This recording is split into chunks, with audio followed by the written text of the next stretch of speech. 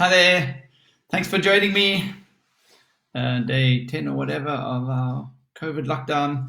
I've been given the incredible opportunity and privilege of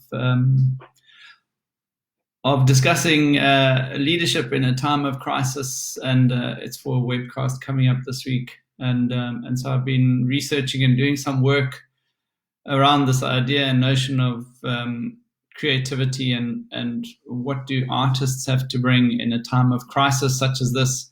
And I was reminded of a piece I did years ago, actually,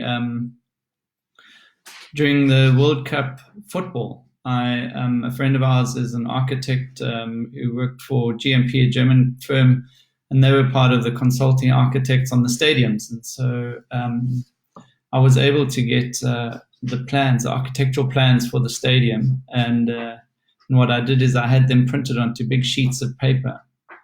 And the picture below, it refers to architecture of dreams. And what you see, here's the little picture I'll show you.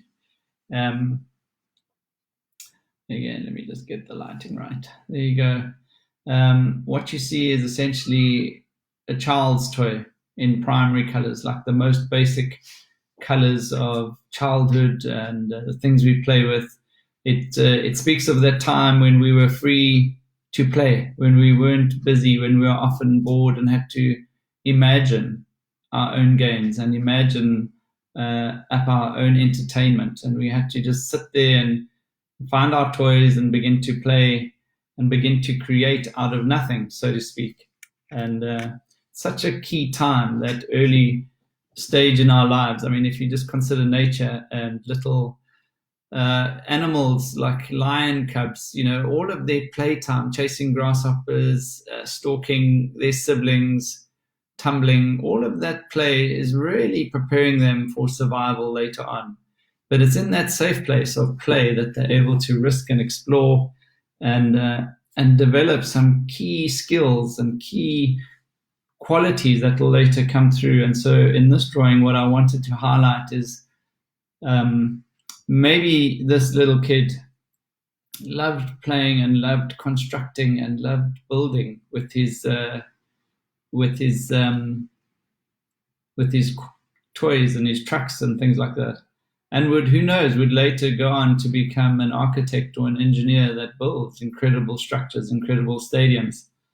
And so the architecture of dreams speaks to me. The architecture, the road to starting that process begins with dreaming and with imagining.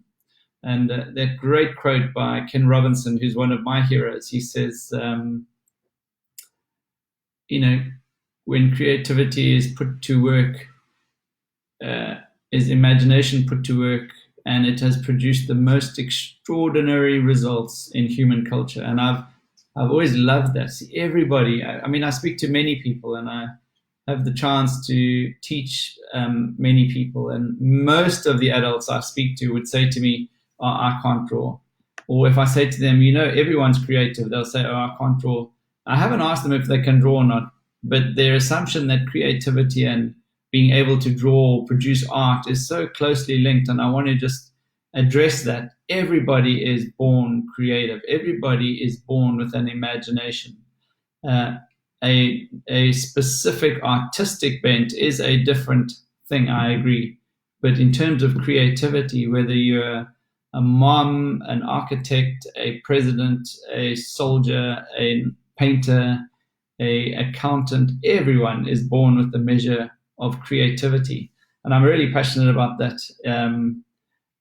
So I spend a lot of my time teaching and working to get people to receive that as a truth for them, that they actually are incredibly creative. But it just takes some imagination. I love the definition of imagination. One of them is imagination is the power to bring to mind things that are not present. And that's exactly true. So wherever you are in the world right now, you can imagine being somewhere else completely. You could imagine being on the beach, especially if we're in isolation or in lockdown. You can imagine the feeling of fresh air and the wind on your face if you are on the top of a mountain instead of sitting inside an apartment. You can imagine all of these things. But we can be imaginative all day. And if nothing comes from that imagination, it's of what use? So imagination has to be applied. And that's where creativity comes into the picture. Creativity, Ken Robinson defines it as having original ideas that have value.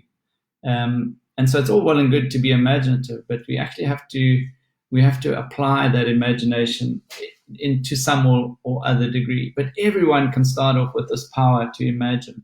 And so I just want to encourage you this morning that as you are in lockdown, wherever you are, that inner small voice that you had as a little child to play, to give it some time today to play, to exercise its imagination. And maybe if there are one or two good ideas or some things that you think maybe are impossible, press into those things. Press into the ones that scare you. Press into the imaginations or the playfulnesses that there's a voice in your head that says, no, you can't, you're not good enough, you won't be able to. Press into those ones and apply some creativity to them. And if you like, you can post and show me what you've done. I would love to hear from you. Great. Have a good day, and we will see you tomorrow. Cheers.